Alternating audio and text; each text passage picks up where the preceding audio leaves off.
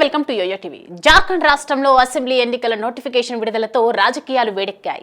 రెండు ప్రధాన కూటములు వ్యూహాలకు పదును పెడుతున్నాయి. జమ్మూ కాశ్మీర్, హర్యానాలోని ఎన్నికల ఫలితాల తర్వాత బీజేపీ, కాంగ్రెస్లలో కొత్త జోష్ తిరిగి అధికారాన్ని చేజెక్కించుకోవాలని హేమంత్ సోరెన్ పార్టీ జేఎంఎం భావిస్తుండగా, హేమంత్ సోరెన్ ప్రభుత్వంపై ఉన్న ప్రజా వ్యతిరేకతను క్యాష్ చేసుకుని అధికారం చేపట్టాలని బీజేపీ భావిస్తోంది. అమితమైన సహజ వనరులు కలిగిన రాష్ట్రంగా పేర్కొన్న జార్ఖండ్ వైపు దేశం మొత్తం చూస్తోంది. అయితే రెండు కూటముల బలాలు, బలహీనతలు ఏంటి? ఈసారి ఎన్నికల్లో ఎవరికి గెలుపు అవకాశాలు ఎక్కువగా ఉన్నాయి? జార్ఖండ్ హస్తగతం అవుతుందా లేక కషాయం ఎగరేసుకుపోతుందా? జార్ఖండ్ రాష్ట్రంలో 24 జిల్లాల్లో 81 నియోజకవర్గాలున్నాయి. ఇందులో జనరల్ 44 సీట్లు కాగా ఎస్టీ 28, ఎస్సీ 9, మొత్తంగా 2.6 కోట్ల మంది ఓటర్లు. వీరిలో 1.5 కోట్ల మంది మహిళా ఓటర్లు కాగా 1.5 కోట్ల మంది పురుషులున్నారు.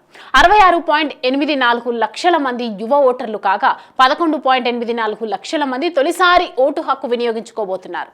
జార్ఖండ్ ఎన్నికల్లో ఇండియా, ఎన్డీఏ కూటమి మధ్యనే ప్రధానంగా పోటీ జరుగుతోంది. 2019లో అధికారం కోల్పోయిన ఎన్డీఏ ఈసారి తిరిగి అధికారం దక్కించుకోవాలనే పట్టుదలతో కనిపిస్తోంది.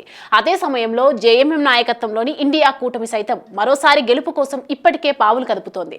అయితే ఇక్కడ బీజేపీ గెలవాలంటే ఎదుర్కోవాల్సిన సవాళ్లు చాలానే ఉన్నాయి. పార్లమెంట్ ఎన్నికల్లో బీజేపీ 14 పార్లమెంట్ స్థానాల్లో 8 స్థానాల్లో విజయం సాధించింది. ఇంతవరకు బాగానే ఉన్నప్పటికీ గిరిజనులు ప్రాబల్యం ఎక్కువగా ఉండే లోక్సభ స్థానాల్లో ఒక్క సీటు కూడా గెలవలేకపోయింది. ఖుంతి, లోహర్జగా, చైబాసా, రాజ్మహల్, దుమ్కా స్థానాల్లో గిరిజన ప్రాబల్యం ఎక్కువగా ఉంటుంది. ఇక్కడ బీజేపీ ఘోర పరాజయాన్ని మూటగట్టుకుంటుంది. ఈ స్థానాల్లో బీజేపీ అభ్యర్థుల లక్ష్యం నుంచి 1.5 ఓట్ల తేడాతో ఓడిపోయారు. దివంగత బీజేపీ నేత దుర్గా సోరెన్ భార్య సీతా సోరెన్ కూడా పోటీ చేసిన దుమ్కా లోక్సభ స్థానంలో విజయం సాధించలేకపోయారు. జేఎంఎం అభ్యర్థి నలిన్ సోరెన్ చేతిలో ఓటమి పాలయ్యారు. ఈ ఏడాది జనవరిలో హేమంత్ సోరెన్ ను ఈడీ అరెస్టు చేశారు. అయితే ఈ అరెస్టును జేఎంఎం పార్టీ గిరిజనుల ఆత్మ గౌరవంతో ముడిపెట్టింది. దీంతో గిరిజనుల్లో హేమంత్ సోరెన్ పట్ల సానుభూతి పెరిగింది. ఇదే సానుభూతి ఎన్నికల్లో జేఎంఎం కు కలిసొచ్చింది. దీంతో గిరిజన ప్రాబల్యం ఉన్న లోక్సభ స్థానాల్లో బీజేపీ ఒక్క సీటు కూడా గెలవలేకపోయింది. లోక్సభ ఎన్నికల్లో మోడీ ఇమేజ్ వర్కౌట్ అయ్యింది. మోడీ ప్రజాదరణ ఇప్పటికీ కాదనలేం. లోక్సభ ఎన్నికల సమయంలో జార్ఖండ్ బీజేపీ పనితీరు బలహీనంగా ఉన్నప్పటికీ అక్కడ మోడీ ఇమేజ్ కలిసి రావడంతో బీజేపీ గట్టున పడింది. కానీ అసెంబ్లీ ఎన్నికలు వచ్చేసరికి పూర్తి భిన్నంగా ఉంటుంది. ఇక్కడ మోడీ ఇమేజ్ ఎంతవరకు కలిసి వస్తుందనేదైతే ప్రశ్నలు వ్యక్తమవుతున్నాయి. ఈ క్రమంలో బీజేపీ ప్రధానంగా జార్ఖండ్లో అవినీతిని ప్రధాన అస్త్రంగా మలుచుకోవాలని నిర్ణయించుకుంది.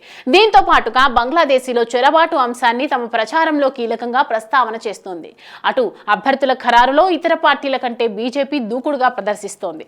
త్వరలోనే తొలి జాబితా ప్రకటనకు కసరత్తు ముమ్మరం చేసింది. అధినాయకత్వం ప్రచారాన్ని వేగవంతం చేసింది. ప్రధాని నరేంద్ర మోడీ, అమిత్ షా రాష్ట్రంలో పర్యటించారు. పొత్తులో భాగంగా ఆల్ జార్ఖండ్ స్టూడెంట్స్ యూనియన్ కు 10 స్థానాల వరకు కేటాయించింది. అదేవిధంగా నితీష్ కుమార్ నేతృత్వంలోని జేడీయూకు 2 సీట్లను బీజేపీ ఇవ్వనున్నట్లు తెలుస్తోంది. ఈ పొత్తులు కొంతమేర బీజేపీకి కలిసి వచ్చే అంశంగా కనిపిస్తోంది. రాష్ట్రంలో విఫలమైన లా అండ్ ఆర్డర్ అంశాన్ని బీజేపీ అనుకూలంగా మలుచుకుంటోంది. చెంపయు సోరెన్ చేరికతో గిరిజనుల బలం ఉన్న ప్రాంతాల్లో బలం పెరగనుంది. శిబు సోరెన్ కోడలు సీతా సోరెన్ పార్టీలోకి రావడంతో పాటుగా గిరిజన నేత అర్జున్ ముండా పార్టీకి నాయకత్వం బీజేపీకి కలిసొచ్చే అంశాలుగా ఉన్నాయి. అదే సమయంలో సోరెన్ అరెస్టు అక్రమంగా జరిగిందని, బీజేపీకి గట్టిగా బుద్ధి చెప్పాలని ప్రజలను కోరే అవకాశం ఉంది. లోక్సభ ఎన్నికల్లో ఎలాగైతే సానుభూతి లభించిందో ఇప్పుడు అదే అస్త్రాన్ని ప్రయోగించేందుకు హేమంత్ సోరెన్ రెడీ అవుతున్నారు.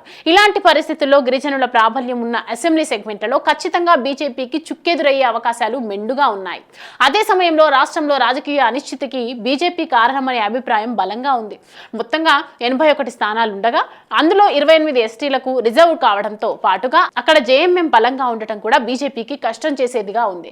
అటు ఇండియా కూటమి ఇక్కడ కూడా సంక్షేమ పథకాలతో ఓటర్లను ఆకట్టుకునే ప్రయత్నం చేస్తోంది. హేమంత్ ఇప్పుడు కూటమి బలం, సన్నా వర్గం మద్దతు తమకే దక్కుతుందని భావిస్తోంది. మరోవైపు బీజేపీ సైతం గిరిజన ప్రాంతాలపై ఎక్కువగా ఫోకస్ చేసింది. అక్కడి అభ్యర్థులను కూడా దాదాపుగా మార్చేందుకు స్కెచ్ రెడీ చేస్తోంది. గెలుపు గుర్రాలైన గిరిజన అభ్యర్థులనే రంగంలోకి దింపాలని యోచిస్తోంది. ఇదే జరిగితే టికెట్ దక్కని అభ్యర్థులు పార్టీ వ్యతిరేక కార్యకలాపాలకు పాల్పడే అవకాశం లేకపోలేదు. ఇది కూడా బీజేపీకి మరో సమస్యగా మారింది. మొత్తానికి బీజేపీ అధికారంలోకి రావాలంటే చాలా ఫ్యాక్టర్స్ అనుకూలంగా మారాలి. అలా అవి ఇండియా కూటమి లైట్ తీసుకునే బీజేపీని లైట్ తీసుకునే పరిస్థితి కూడా ఎక్కడా లేదు. గెలుపు కోసం రెండు కూటములు రచిస్తున్న వ్యూహాలు వారిని ఏ పార్టీని గెలుపు తీరాలకు చేరుస్తాయో తెలియాలంటే ఎన్నికలు జరిగే వరకు ఆగాల్సిందే.